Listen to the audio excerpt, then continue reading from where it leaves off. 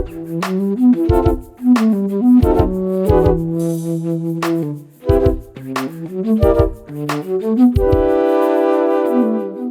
there, it's Josh, and I'm here at All Flutes Plus, and today in our Demystifying the Flute series, we are going to talk about how a 2-foot-long tube fits in a tiny case like this, and I'm going to tell you all about the different parts of the flute.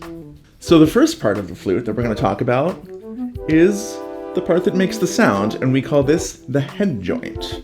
The head joint is the part of the flute that you blow into, and you can actually create a sound on the head joint by itself. And in fact, if you have a young child who's just learning the flute, their teacher will probably have them do this. And the head joint fits into what we call the body. The body of the flute is the biggest piece of the flute, and it is where almost all of the keys are on the flute. So it is the heaviest, longest, and most complicated part of the flute.